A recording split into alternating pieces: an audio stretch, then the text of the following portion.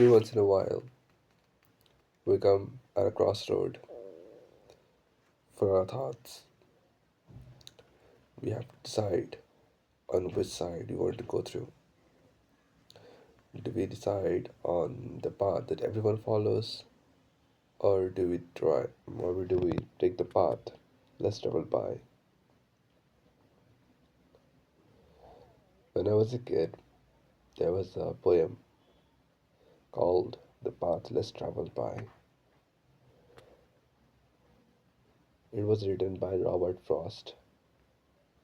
It is one of the most influential poems in my life. Two ma- two roads diverged in the yellow wood, and sorry I could not travel both, and be one lone traveler. Long I stood, and tried to see as far as I could to where it bent in the undergrowth.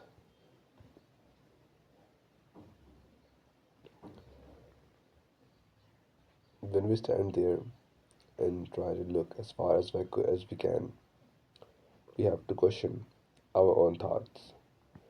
Do we follow everyone else, or do we take the path less traveled by? It's not that the path less traveled by is more reputable or more or generally better, but it is simply the path less traveled by, and it will teach you a lot. This is something I think about a lot. Some of you guys might be thinking, what am I talking about? So, uh, recently I've been hearing a lot of atheist versus theist things. I've been raised in a religious home, not a Christian, a Hindu home. And so my mom follows Hinduism, and my family does, and to some extent I do as well, but it's more for the sake of appeasing deification, my mom's rituals. I do not believe in God, and I haven't for a long while. So I do tend to question everything I hear about God. On the other end of the spectrum is my girlfriend, and she does not believe in God, and she thinks anyone who thinks those things are stupid. Uh, so a few days ago, when we were talking, we reached a topic about if we ever have a kid, how do you want to raise them? And uh, we were talking about superstition, and she told me that she does not want our kid to ever believe in ever hear about superstition or ever participate in any superstition. And I told her that I do want them to do that and to think that they are cool. And she said, no, but I want them to think it's fake. And I told her, she said that she does not want them to even, I think it was humor the idea, or it was in those terms, the idea of superstition. And I pointed out that I would prefer if they'd actually listened and found it cooler if they participated in, because my mom does superstitious things, and I do not want to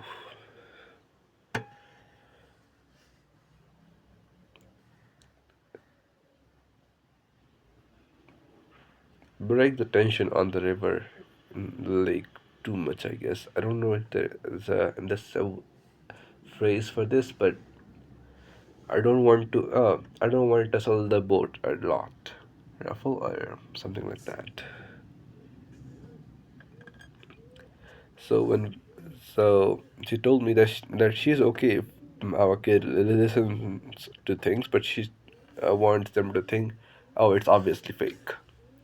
And I told her that I would actually prefer if they listened to it and thought it was cool. And she asked me to name one superstition that is cool. And I told her the classic black cat one, that if you see a black cat crossing the road, you should not cross the road.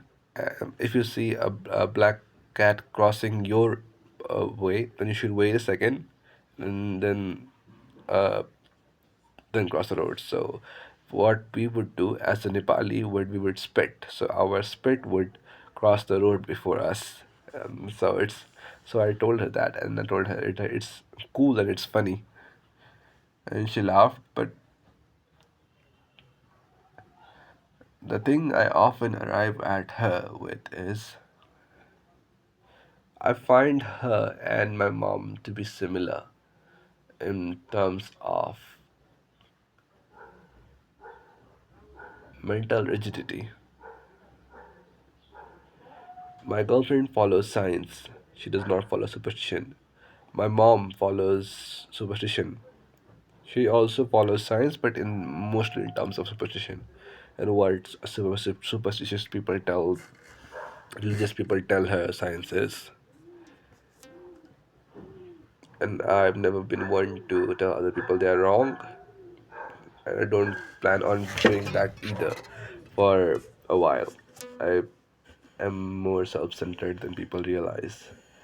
For me, it's always about me learning and trying to be the best version of myself. If someone wants my help, then I will help them, and I will tell them, teach them, help them whatever they need.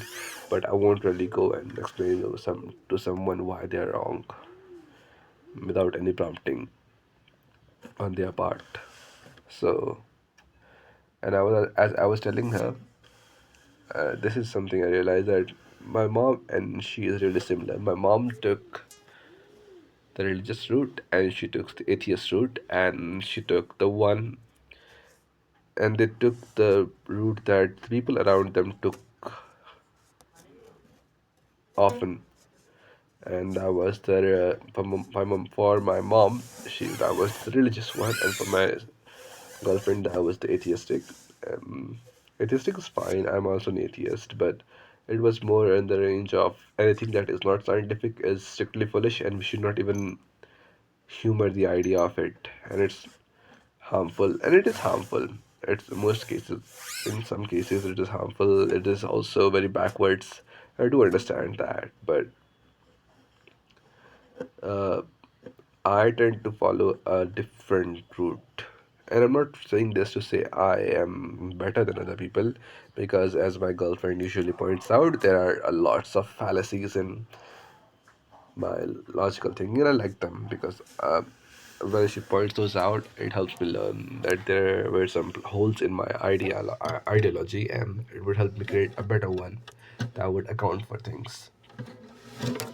The one that like racism or sexism in like generally, I'd never really paid much attention to sexism before her, and after she opened my eyes, I do see it a lot. I do have a lot of questions regarding it, but that's really hard because I can't really ask her. She really just shuts me off if I ask her too many questions. And so the path that my girlfriend followed was the path to believe the science without asking too much question regarding why the other side believes in God as much as they do. And the path my mom took was believing in God and believing anyone who thinks otherwise is just foolish. The path I took and the path I don't really see often is taking both and taking neither.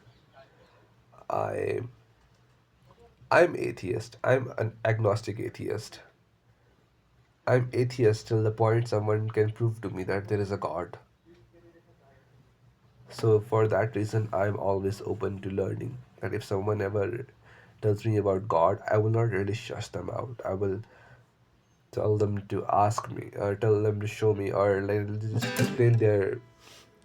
They don't really even have to show their God because that's not really possible, and I understand that. But explain to me what they believe in. And if I find fallacies in it, and well, why the God was the way he was, or rather, why do we need him? Like questions of, I do not believe that the God the people believe. I do not believe that Shiva, Vishnu, and those gods existed. I believe the idea was there, and the idea took root into something. So this is the road that I travel by. It's the road of question and prodding and asking and learning. And the drawback that I face is I never really do have a clear answer. For me, the answer is always shifting, always changing, and always uh, adapting to whatever. Not really adapting, but really just yeah, it just tend to adapt a bit to the people I'm talking to so that I can understand them a lot better. But it's that.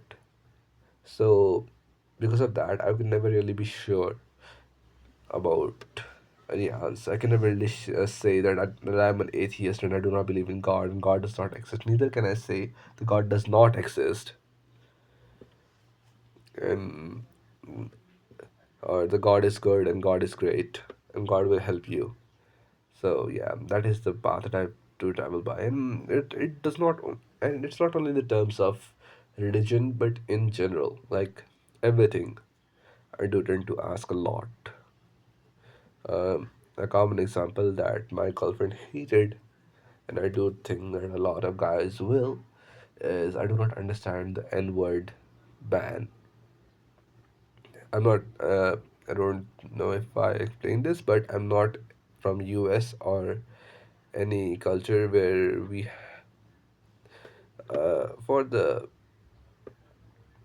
yeah, I'm from Nepal, so we do not really have any African descent people here, and neither did we have slavery. I think I don't really I haven't heard about slavery in Nepal in any history books. I haven't really delved too deep into it yet, but yeah, so we don't really have any slavery in our any of our historical culture, so I don't really know if they did. But when I hear people say N word and they get banned for it, I do tend to question why that happens. Like, I understand it's a bad word and people shouldn't use it, but I don't really understand why the repercussion of the using that word is so bad. Because for me, it is just a word. Like I said, there is also another aspect to this. Like, the first time I ever heard the word was when I was playing the game GTA San Andreas and I was in ninth grade. That was the first time I have ever heard the word. And I'm also neither white nor black. I'm brown. Yeah. So the first time I ever heard the word was in GTA San Andreas, and it was used as a synonym for friend. And so for me, that is what the word means. I don't really use it because for me the word friend does it, but when someone uses it, I do know the connotation that the word has. My girlfriend helped me understand it, but so she told me that the word refers to the word black slave. So why isn't the word black slave censored out? Why is only the word N word is censored out? I do understand why I shouldn't use it because uh, it will hurt people, I guess, or rather it has some historical trauma attached to it, so you shouldn't use it. But the banning of the word altogether doesn't seem all too well with me. So like I said, I'm not really uh, so this is the case where my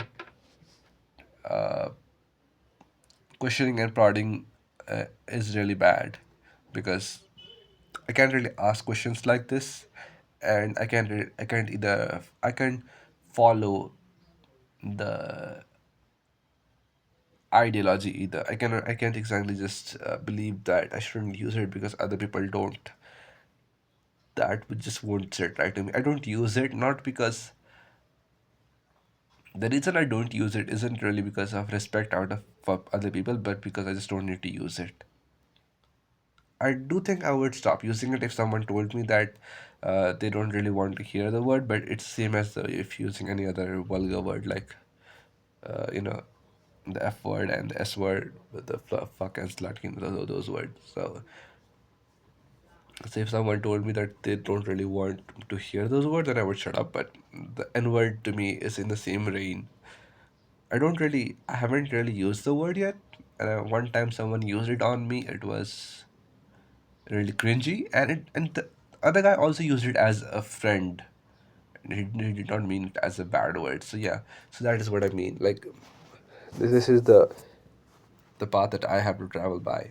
And it's not really a pleasant path, but I do think that it does tend to leave you in a more satisfied uh, journey. It does tend to lead you on a very satisfying journey when you understand why something is the way it is, and you do feel very satisfied by it, and the entire journey of it as well, like the process of me. Uh, so another word was for the sexual discrimination against women, and so in the past I did not see that. I'm not really talking about that distant past as well as just 2 or 3 years. I did not see how discriminated they were in the general terms, and my girlfriend helped me show that. My girlfriend did help me with those things.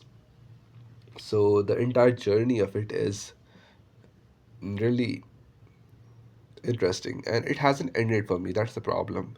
And I don't think it ever will. That is the problem because my girlfriend is kind of done with the topic, and she does not want to talk about it. But it is not done for me. I want to talk about it. I want to learn more. I want to ask and understand, and those things. So yeah. So yeah. I'm also very sick right now, so that's why my voice sounds the way it does.